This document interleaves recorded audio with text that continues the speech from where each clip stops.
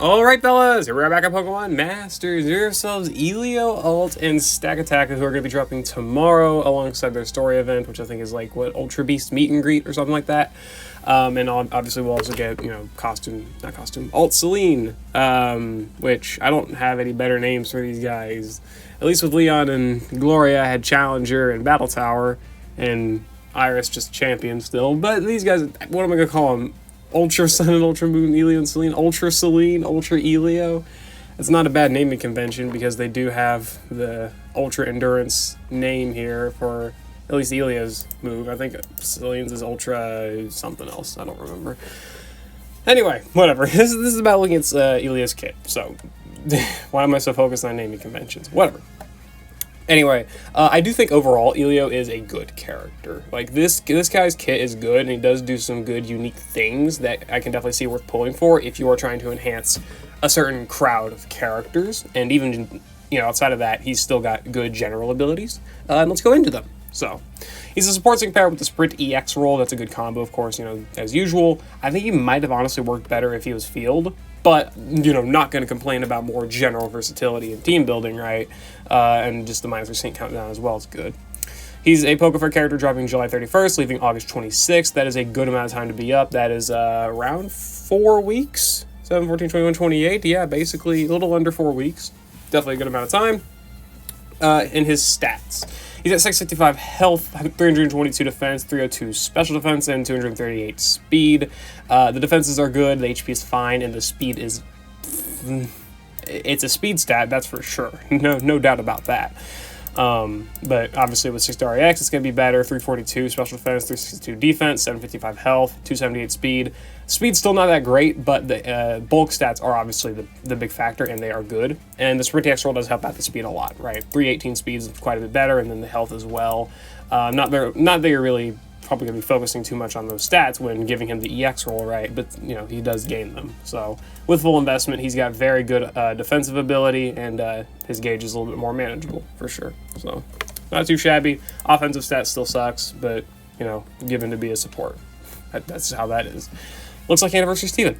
Anyway, so he's got himself his moves here. Smackdown, which is a 1-gauge spammable move. Even in the grid. Okay, in the grid, I think it does have a little bit of usage, but... Actually, no, it doesn't, does it?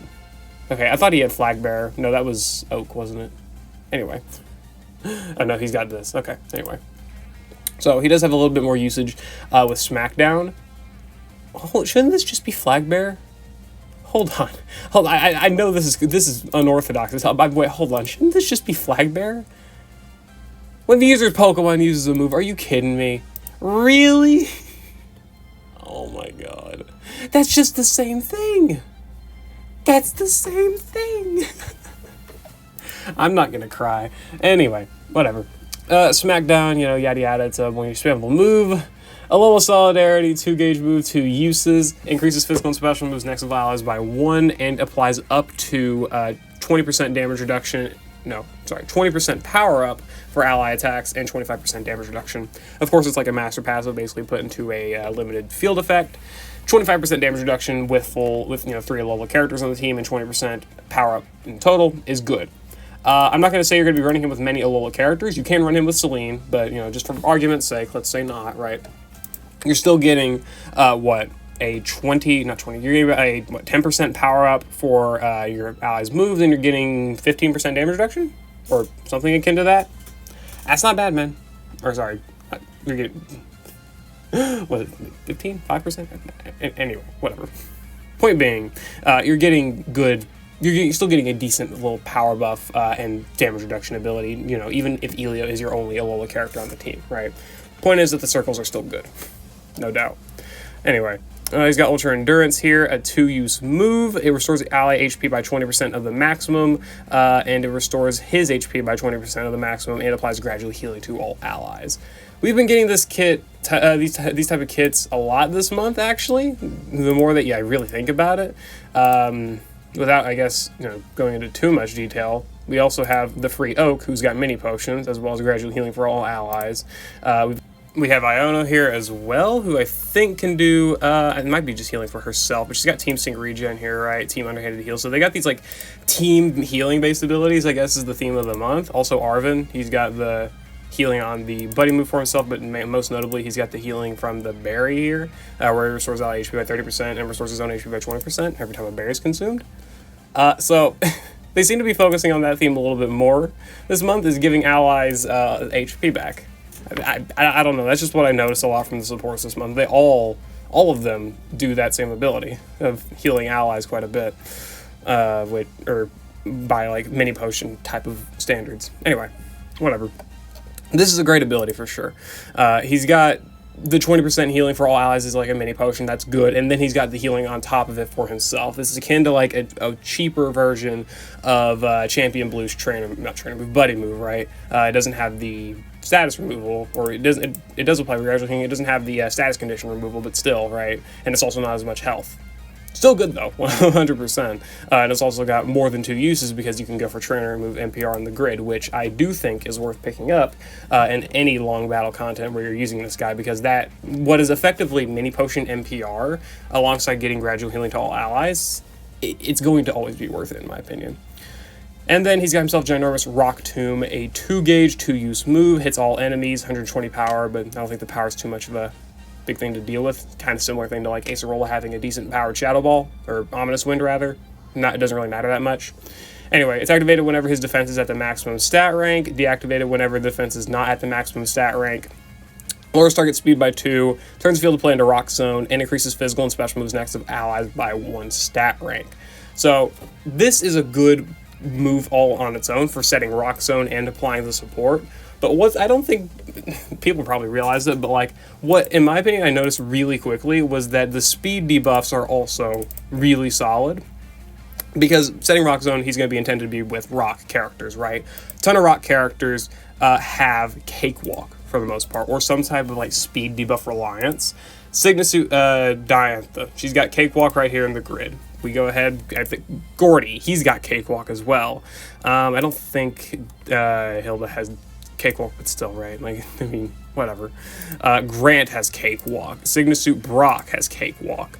Wherever it may be, I'm pretty sure Kukui has Cakewalk. Right there. So, case in point, a whole lot of innate Cakewalk on Brock. A whole lot of rock characters actually utilize Cakewalk as a multiplier for their damage. So the fact that we have a way to buff that in the form of a support character being AoE 2 means that a lot more characters are going to have better ways to activate their nuke. And that doesn't even count for like rock type characters as well. A lot of characters have Cakewalk. A lot of them have Hunter's Instinct or Chase Down, you know, for these different multipliers, and being able to debuff speed as consistently as Elio can do it. That's good, right? No doubt about that. And again, on top of those, you know, speed debuffs, again, Rock Zone, physical and special moves next buffs. Physical and special moves next, and makes him a more versatile support. If you are running him with rock characters specifically, you do have those of like Classic Blue and Alt Celine that are special attackers that make use of that special moves next. And again, most rock types are also physical, so of course you're going to be directly enhancing them as well. Good buddy move all in all, just because of that, you know, phenomenal, right? He's got himself his passive skills. First, trainer move, defense and special defense up 6, raising both of his defenses by 6 when the trainer uses a move first time each battle. This is also combined with impervious, so his stats cannot be debuffed. The only way, that effectively means that the only way that Elio cannot get his buddy move off that I can immediately think of is stat, you know, raise cancellation, right? Which no stage besides the stadium parameter applies that at the beginning of battle that I can think of. So for the most part, you're always going to be able to have access to the buddy move because your defense is always going to be maxed out. So very rare situations that he will not have his defense maxed to have this up. And of course, just having defense and special defense maxed in general is really good, making him extremely tanky extremely early on in the battle. No doubt about that, that is good, for sure. He's also got set allied entire field effect, team attack and special attack up 9, raising the attack and special attack of all allies when the user activates a field effect on the entire field of play or the allied field of play. He's got four usages of that ability. He's able to set Alola Circle twice. He's able to set Rock Zone twice. This will give the whole team +4 in the offenses. And that is his best method of actually buffing allies directly. I mean, if you want to think about it, his method of buffing allies' stats is pretty much just locked to this passive. Everything else is buffing physical or special moves next, debuffing enemy stats, directly enhancing allies with circle/zone support, and healing them. He does not actually do a lot of stat buffing, which is pretty good that you can make a support that is more reliant upon their other abilities than actually, buffing stats, right? Which is definitely becoming a ton more, it's a lot more common as of year and a half, probably even 2 years ago at this point. Buffing stats, while is always going to be good, it's more focused on, what field effect you can set, how much physical or special moves next you can buff, what your healing is like, right? These are all abilities that you're mostly looking for in modern supports due to high difficulty content like ultimate battles or events with high sustainability like a legendary gauntlet or something, or a high score event. These types of content that really want those abilities a little bit more. Elio's able to provide all of those. He's got great defensive ability with the trainer move healing and the Lola circle setting, maxing his own defense as well. It isn't for allies, but again, for himself, it is still good. He's got himself the team enhancement with the circle again as well as the rock zone and physical and special moves next buffs. And whenever setting those same field effects, you are also able to get offensive buffs, meaning you can top up your attackers that may only get +3, +4, +5 stats. Elio can max them out to +6 if need be. I would probably not rely on Elio for raising those stats all on his own. I would obviously bring the character that can buff their own stats or another way to buff their stats as well, but Elio can at the very least top off a character or apply sufficient buffs at least later on in the battle. So if you want to do it the long game, then you can probably rely more on Elio to do this all by himself. That's fine too. And that's just Elio at 1 out of 5. I think the kit is pretty good at 1 out of 5. If you are trying to enhance rock types, Elio is good for that, no doubt. I do think that he will function a lot better with another rock zone setter. Granted, only 2. Nimona at least is free. That's something. But also Diantha has gotten a massive upgrade from her EX role. So being able to run him alongside Diantha is definitely a good combination for pretty much any rock team. Is it the best? I don't know. I'm not going to math that out or really put too much investment thinking about it, but it is still good. No doubt about that. I do think that he's a great rock type of enhancement character, and even outside of the rock types, he's a pretty good general supportive character. He's got good healing, good defensive ability again, and the physical and special moves next buffing make him very versatile. So even outside of setting rock zone, he's still just good for other characters. Also, just a small mention, I guess, to, a Lola maxing or whatever, you can do that as well. I don't know what characters you're really going to try and run him with that are Alolan. I guess other rock types like Olivia or Kukui, right? If you really want to do that setup, you can, and they will be benefiting a lot from him. Again, rock zone, speed debuffs, all that stuff. But even outside of the direct enhancement from them, you could probably run him with, I don't know, I have to make up something mostly. Frankly, I don't even know. His synergy with these characters is all fine. It's not excellent. It's just fine, mostly. You can run him with Gladion. You can run him with Costume Celine. Just don't overlap their zones too much, right? You can run him with Lana.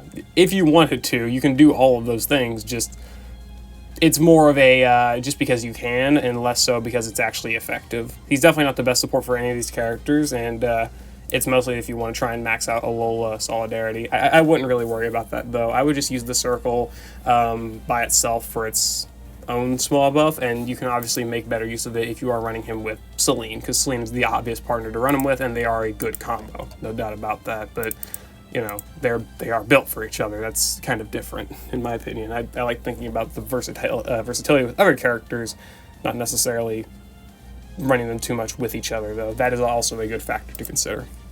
Anyway, let's go ahead and look at the grid. 1 out of 5 doesn't really have anything. Send Shelter, pretty much basic.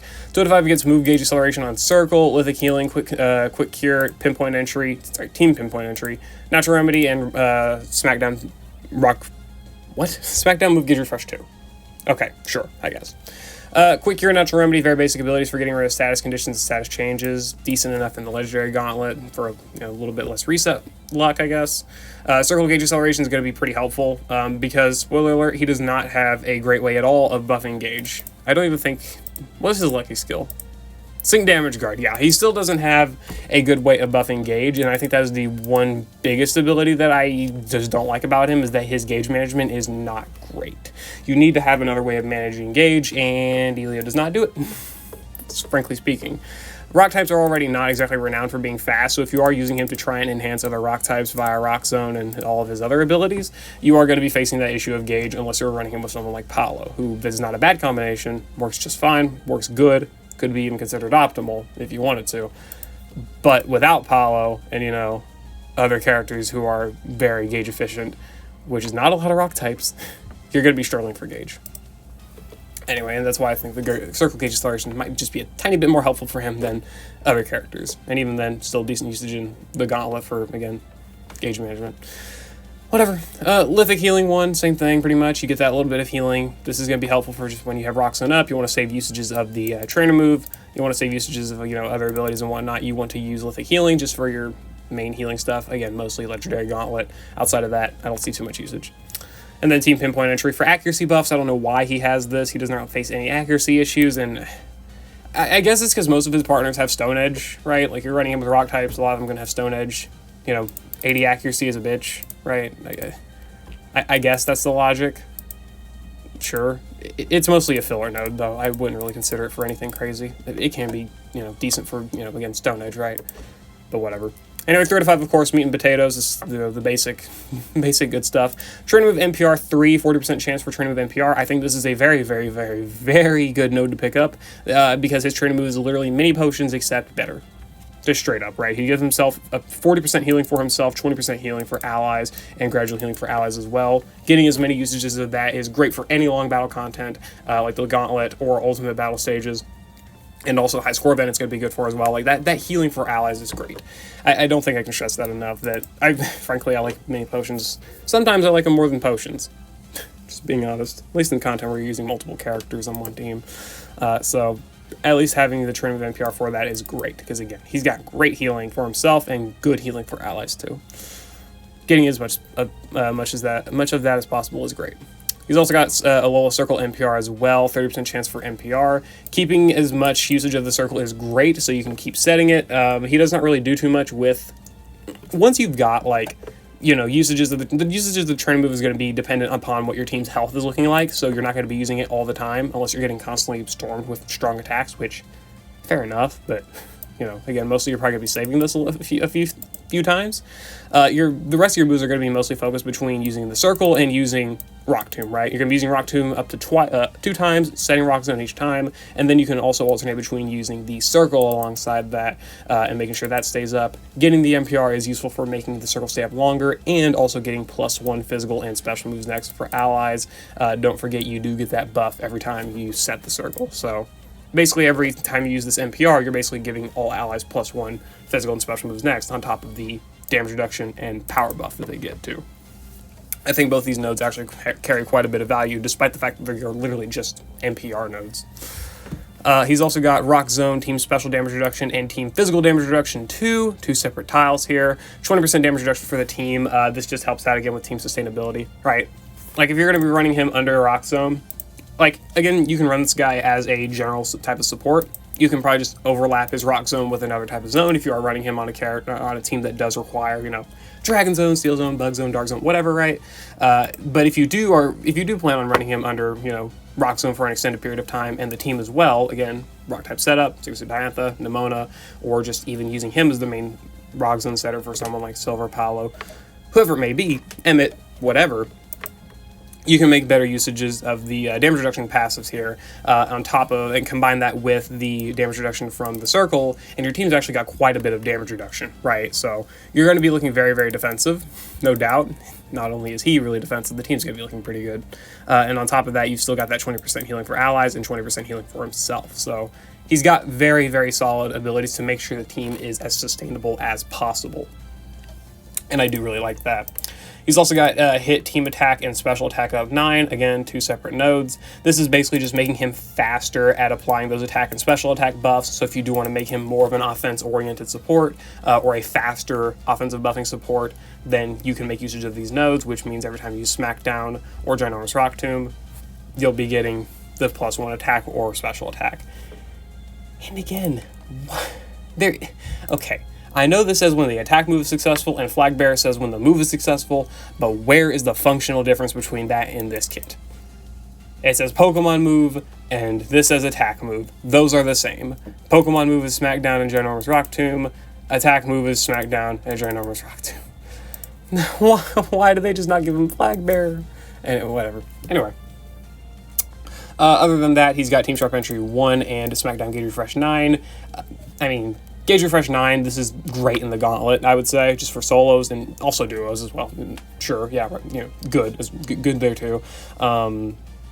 Making sure that gauge is good because, again, his gauge is horrible. So having a method of actually managing gauge in any game mode might honestly make Smackdown move Gauge Refresh 9 look somewhat useful, but the fact that it's that bad just kind of tells you the gauge with this guy is very, very, very bad. So just run something that can help out with gauge. Smackdown Gauge Refresh 9 is probably not going to do too much help outside of the Legendary Gauntlet, so be careful of that. Anyway, and then Team Sharp Entry 1, +1 crit for all allies on entry. This is probably the second biggest pet peeve I have with him, is that he's unable to buff crit by any more amount than this, but that's fine. I have far less of an issue with that than his gauge management skills. I would say gauge management is almost killer for him. Almost, not quite. But lacking crit buffs is not great either. But again, the Team Sharp Entry 1 is going to be pretty helpful. A lot of characters can buff their crit to at least +2, so having that is at least helpful. Could be better. Obviously, it would be better to have more than that, but still not bad, of course. 4 to 5, he gets First Aid 4 and Rock Zone Extension 3, 2 very valuable tiles, I would say. First Aid 4, I think, can mostly be mitigated by just straight up picking another Train Move NPR, right? Like, if you're out of energy and you're trying to build a grid or whatever, just don't focus on picking up First Aid 4, pick up Train Move NPR. It's just better, pretty much every time. But still, again, First Aid 4 could be good for that immediate healing, right? It could save you. But again, Train Move NPR right there. Anyway, Rock Zone Extension 3, 30% Rock Zone Extension. This does stack with other Rock Zone setters, so not only are you going to be getting the extended field EX from like Nemona and Diantha, you're also going to be getting that 30% extension on top of that from Elio if you're running them together. And just to go without saying, the 30% extension also stacks with Diantha, so you're getting even longer extension there.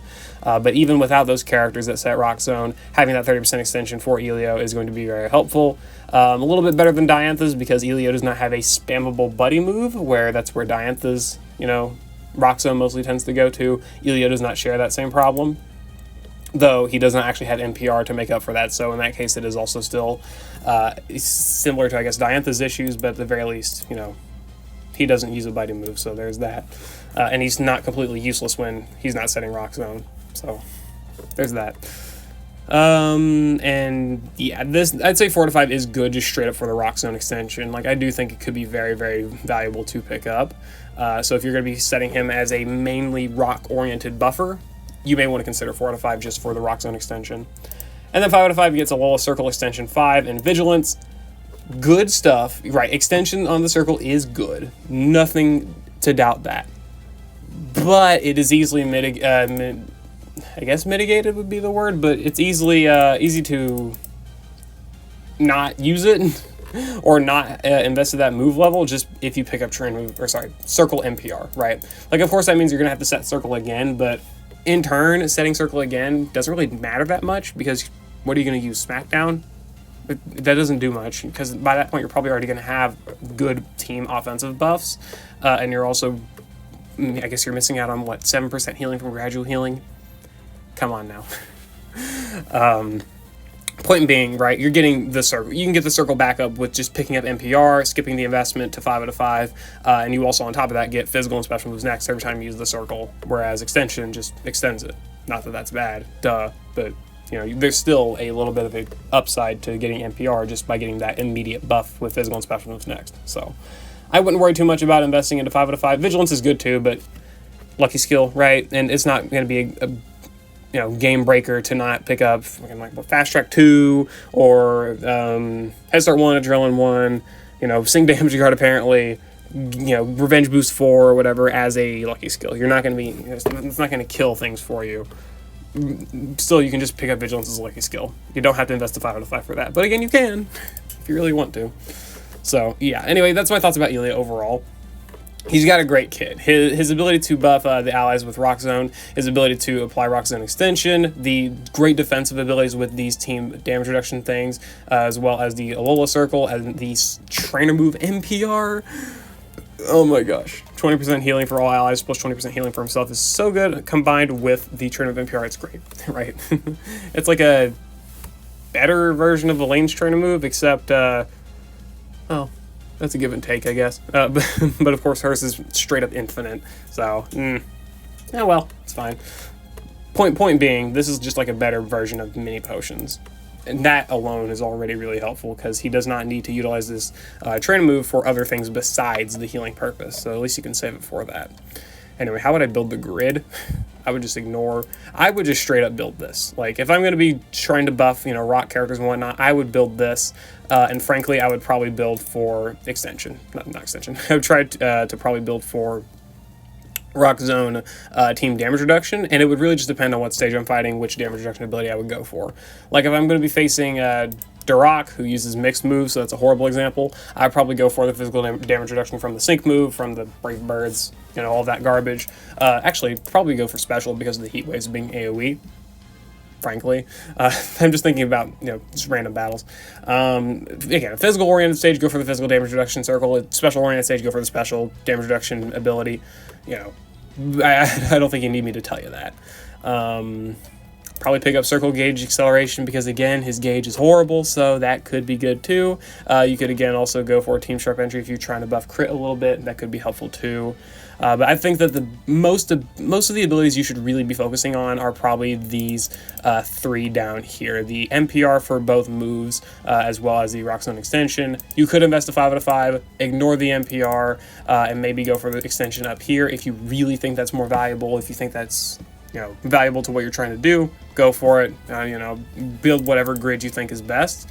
But just consider, again, NPR is right here, and NPR has its own upsides too. So that's mostly what I like to focus on when building these grids, is probably that.